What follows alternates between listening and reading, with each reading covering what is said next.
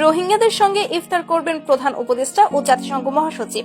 আগামী শুক্রবার কক্সবাজারের উখিয়ার রোহিঙ্গা আশ্রয় শিবির পরিদর্শনে যাচ্ছেন অন্তর্বর্তী সরকারের প্রধান উপদেষ্টা অধ্যাপক মোহাম্মদ ইউনুস এবং জাতিসংঘের মহাসচিব আন্তোনিও গুতেরেস।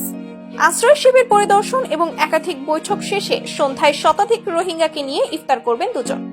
জাতিসংঘ মহাসচিব এর আগেও কয়েকবার আশ্রয় শিবির পরিদর্শন করেছেন, তবে রোহিঙ্গা আশ্রয় শিবিরের প্রধান উপদেষ্টা অধ্যাপক মোহাম্মদ ইউনুসের এটিই প্রথম সফর। অন্তর্বর্তী সরকারের প্রধান উপদেষ্টা এবং জাতিসংঘ মহাসচিবের ইফতার অনুষ্ঠানে যোগ দেওয়ার খবরে আশ্রয় শিবিরের রোহিঙ্গাদের মধ্যে উচ্ছ্বাস বিরাজ করছে।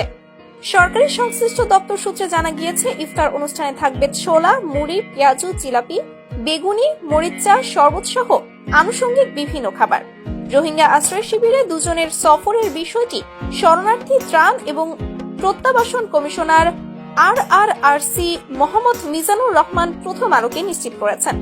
তিনি বলেন, 13ই মার্চ 4 দিনের সফরে বাংলাদেশে আসছেন জাতিসংঘের মহাসচিব। সফরের দ্বিতীয় দিন 14ই মার্চ সকাল 10টায় ঢাকা থেকে কক্সবাজারের উদ্দেশ্যে রওনা দেবেন তিনি। কক্সবাজার বিমানবন্দরে জাতিসংঘের মহাসচিবকে স্বাগত জানাবেন অন্তর্বর্তী সরকারের উপদেষ্টা ফারুকী আজম বীর প্রতীক।